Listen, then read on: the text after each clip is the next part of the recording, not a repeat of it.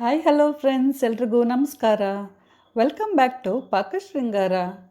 ನಾನಿವತ್ತು spicy and tasty north ಕರ್ನಾಟಕದ special ಹಿಟ್ಟು ಹಚ್ಚಿದ ದಪ್ಪ ಮೆಣಸಿನ್ಕಾಯಿ ಪಲ್ಯ ರೆಸಿಪಿನ ಶೇರ್ ಮಾಡ್ತಾಯಿದ್ದೀನಿ. ಇದು ಡ್ರೈ ಪಲ್ಯ, ಹಾಗಾಗಿ ಬೇಗನೆ ಹಾಳಾಗಲ್ಲ. 1-2 ದಿನಗಳವರೆಗೆ ಸ್ಟೋರ್ ಮಾಡಿಟ್ಕೊಂಡು ಯೂಸ್ ಮಾಡ್ಬೋದು. ಫ್ರಿಜ್ಜಲ್ಲಿ 3-4 ದಿನಗಳವರೆಗೆ ಸ್ಟೋರ್ ಮಾಡ್ಕೋಬೋದು. ರೊಟ್ಟಿ ಮತ್ತು ಚಪಾತಿ ಜೊತೆ ತಿನ್ನೋಕ್ಕೆ ಈ ಡ್ರೈ ಪಲ್ಯ ತುಂಬಾ ಚೆನ್ನಾಗಿರುತ್ತೆ. ಈ ಹಿಟ್ಟಿನ ಪಲ್ಯ ಮಾಡೋಕ್ಕೆ ಬೇಕಾಗುವಂಥ ಸಾಮಗ್ರಿಗಳು: ದಪ್ಪ ಮೆಣಸಿನ್ಕಾಯಿನ ತೊಳೆದ್ಬಿಟ್ಟು ಕ್ಲೀನಾಗಿ ಬಟ್ಟೆಯಿಂದ ಒರೆಸಿ, ಆಮೇಲೆ ಅದರಲ್ಲಿರುವ ಎಲ್ಲ ಬೀಜನ ತೆಗೆದುಬಿಟ್ಟು ಈ ಥರ ದಪ್ಪ ಹೋಳುಗಳನ್ನಾಗಿ ಕಟ್ ಮಾಡಿ ಇಟ್ಕೋಬೇಕು. ಹೋಳುಗಳು ಆದಷ್ಟು ಸ್ವಲ್ಪ ದಪ್ಪನೇ ಇರಲಿ. ನಾನಿಲ್ಲಿ 2 ದೊಡ್ಡ ಸೈಜಿನ ದಪ್ಪ ಮೆಣಸಿನ್ಕಾಯಿ ತೊಗೊಂಡಿದ್ದೀನಿ. ನಂತರ 2 ತುಂಬ ಸಣ್ಣದಾಗಿ ಕಟ್ ಮಾಡಿದ ಈರುಳ್ಳಿ. ಈ ಪಲ್ಯಕ್ಕೆ ಈರುಳ್ಳಿ ಸ್ವಲ್ಪ ಜಾಸ್ತಿನೇ ಹಾಕಬೇಕಾಗತ್ತೆ. ಆಮೇಲೆ 3-4 ಟೇಬಲ್ ಸ್ಪೂನಷ್ಟು ಕಡಲೆ ಹಿಟ್ಟು, 3-4 ಟೇಬಲ್ ಸ್ಪೂನಷ್ಟು ತುರಿದ ಒಣ ಕೊಬ್ಬರಿ, 1 ಸಿಪ್ಪೆ ಬಿಡಿಸಿದ ಬೆಳ್ಳುಳ್ಳಿ, 2 ಸ್ಪೂನು ಜೀರಿಗೆ. ಇದರಲ್ಲಿ 1 ಸ್ಪೂನ್ ನಾವು ಮಸಾಲೆಗೆ ಹಾಕ್ಕೋತೀವಿ, ಇನ್ನೊಂದು ಸ್ಪೂನನ್ನು ಒಗ್ಗರಣೆಗೆ ಹಾಕೋಬೇಕಾಗತ್ತೆ. ಆಮೇಲೆ ಖಾರದ ಪುಡಿ, ನಿಮ್ಗೆ ಎಷ್ಟು ಖಾರ ಬೇಕಂತ ನೋಡಿಕೊಂಡು ಹಾಕ್ಕೊಳ್ಳಿ. ಯಾಕಂದರೆ ನಿಮ್ಮ ದಪ್ಪ ಮೆಣಸಿನ್ಕಾಯಿ ಎಷ್ಟು ಖಾರ ಇರುತ್ತೆ ಅನ್ನೋದ್ರ ಮೇಲೆ ಖಾರ ಪುಡಿ ಡಿಪೆಂಡ್ ಆಗಿರುತ್ತೆ. ಆದಷ್ಟು ಬ್ಯಾಡಗಿ ಮೆಣಸಿನ್ಕಾಯಿ ಖಾರ ಪುಡಿನ ಯೂಸ್ ಮಾಡಿ, ಅದಷ್ಟು ಖಾರ ಇರಲ್ಲ ಮತ್ತು ಪಲ್ಯಕ್ಕೆ ಕಲರ್ ಕೂಡ ಚೆನ್ನಾಗಿ ಬರುತ್ತೆ. ನಂತರ ರುಚಿಗೆ ತಕ್ಕಷ್ಟು ಉಪ್ಪು, 1 ಟೀ ಸ್ಪೂನಷ್ಟು ಅರಿಶಿನ ಪುಡಿ, 4-5 ಟೇಬಲ್ ಸ್ಪೂನಷ್ಟು ಎಣ್ಣೆ. ಇದು ಡ್ರೈ ಪಲ್ಯ ಆಗಿರೋದ್ರಿಂದ ಎಣ್ಣೆ ಸ್ವಲ್ಪ ಜಾಸ್ತಿನೇ ಹಾಕಬೇಕಾಗತ್ತೆ. ಆಮೇಲೆ 1 ಸ್ಪೂನ್ ಸಾಸಿವೆ, ಸ್ವಲ್ಪ ಇಂಗು ಮತ್ತು ಕರಿಬೇವು. ಫಸ್ಟ್ ಇವಾಗ ಒಂದು ಸಣ್ಣ ಮಿಕ್ಸಿ ಜಾರಲ್ಲಿ ತುರಿದ ಒಣ ಕೊಬ್ಬರಿ, ಬೆಳ್ಳುಳ್ಳಿ ಮತ್ತು ಜೀರಿಗೆ ಹಾಕಿಬಿಟ್ಟು ಮಿಕ್ಸಿಯಲ್ಲಿ ಪುಡಿ ಮಾಡ್ಕೋಬೇಕು. ಈ ಥರ ಸ್ವಲ್ಪ ತರಿತರಿನೇ ಇರಬೇಕು. ಇದನ್ನಿವಾಗ ಸೈಡಲ್ಲಿ ಎತ್ತಿಟ್ಬಿಟ್ಟು ನೆಕ್ಸ್ಟ್ ಇವಾಗ ಒಂದು ಪಾತ್ರೆನ ಬಿಸಿ ಮಾಡೋಕ್ಕಿಟ್ಟು ಅದರಲ್ಲಿ ಎಣ್ಣೆ ಹಾಕಿ. ಎಣ್ಣೆ ಚೆನ್ನಾಗಿ ಬಿಸಿ ಆದ ನಂತರ 1 ಸ್ಪೂನ್ ಸಾಸಿವೆ ಹಾಕಿ.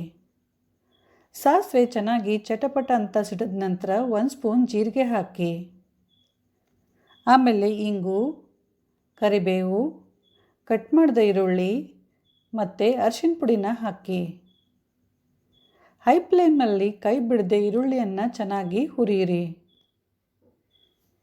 ಈರುಳ್ಳಿ ಫುಲ್ ಸಾಫ್ಟ್ ಆಗುವವರೆಗೂ ಇದನ್ನು ಹೈ ಫ್ಲೇಮ್ನಲ್ಲಿ ಇದೇ ರೀತಿ ಚೆನ್ನಾಗಿ ಹುರಿಬೇಕು. ಆಲ್ರೆಡಿ ನಾನು ಉದ್ರ ಪಿಟ್ಲ, ಜವಾರಿ ಸೌತೆಕಾಯಿ ಹಿಟ್ಟಿನ ಪಲ್ಯ ಮತ್ತು ಮೆಂತ್ಯ ಸೊಪ್ಪಿನ ಹಿಟ್ಟಿನ ಪಲ್ಯ ರೆಸಿಪಿಗಳನ್ನು ಶೇರ್ ಮಾಡಿದ್ದೀನಿ. ನೀವೇನಾದರೂ ಈ ರೆಸಿಪಿಗಳನ್ನು ಮಿಸ್ ಮಾಡ್ಕೊಂಡಿದ್ರೆ ಲಿಂಕು ಡಿಸ್ಕ್ರಿಪ್ಷನ್ ಬಾಕ್ಸಲ್ಲಿದೆ, ಪ್ಲೀಸ್ ಚೆಕ್ ಮಾಡಿ. ಇವತ್ತಿನ ಈ ಪಲ್ಯ ರೆಸಿಪಿ ಇಷ್ಟ ಆದರೆ ಲೈಕ್ ಮತ್ತು ಕಮೆಂಟ್ ಮಾಡೋದನ್ನು ಮಾತ್ರ ಖಂಡಿತ ಮರಿಬೇಡಿ. ಈರುಳ್ಳಿ ಚೆನ್ನಾಗಿ ಹುರಿದ ನಂತರ ನೆಕ್ಸ್ಟ್ ಇವಾಗ ಕಟ್ ಮಾಡಿದ ದಪ್ಪ ಮೆಣಸಿನ್ಕಾಯಿನ ಹಾಕಿ. ಮೀಡಿಯಂ ಫ್ಲೇಮ್ನಲ್ಲಿ ದಪ್ಪ ಮೆಣಸಿನ್ಕಾಯಿನ 1-2 ನಿಮಿಷ ಚೆನ್ನಾಗಿ ಫ್ರೈ ಮಾಡಿ. ಲಂಚ್ ಬಾಕ್ಸಿಗೆ ಚಪಾತಿ ಜೊತೆ ಮತ್ತು ಟ್ರಾವೆಲಲ್ಲಿ ಕೂಡ ಕ್ಯಾರಿ ಮಾಡೋಕ್ಕೆ ಇದು ಒಂದು ಬೆಸ್ಟ್ ಪಲ್ಯ. 1-2 ನಿಮಿಷ ದಪ್ಪ ಮೆಣಸಿನ್ಕಾಯಿನ ಚೆನ್ನಾಗಿ ಹುರಿದ ನಂತರ ನೆಕ್ಸ್ಟ್ ಇವಾಗ ಕಡಲೆ ಹಿಟ್ಟು ಹಾಕಬೇಕು. ಕಡಲೆ ಹಿಟ್ಟನ್ನು ಈ ಥರ ಎಲ್ಲ ಕಡೆಗೆ ಸ್ಪ್ರೆಡ್ ಮಾಡ್ತಾ ಹಾಕಿ. ಎಲ್ಲ ಹಿಟ್ಟನ್ನು ಒಟ್ಟಿಗೆ ಹಾಕಬಾರ್ದು, ಸ್ವಲ್ಪ ಹಿಟ್ಟು ಹಾಕ್ತಾ ಮಿಕ್ಸ್ ಮಾಡ್ತಾ ಹೋಗಬೇಕು.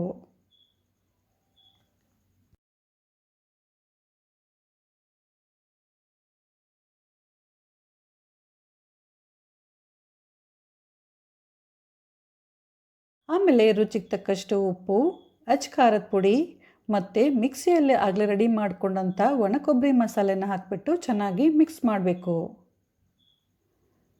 ಮೀಡಿಯಂ ಫ್ಲೇಮ್ನಲ್ಲಿ 1-2-3 ನಿಮಿಷ ಚೆನ್ನಾಗಿ ಹುರಿಬೇಕು.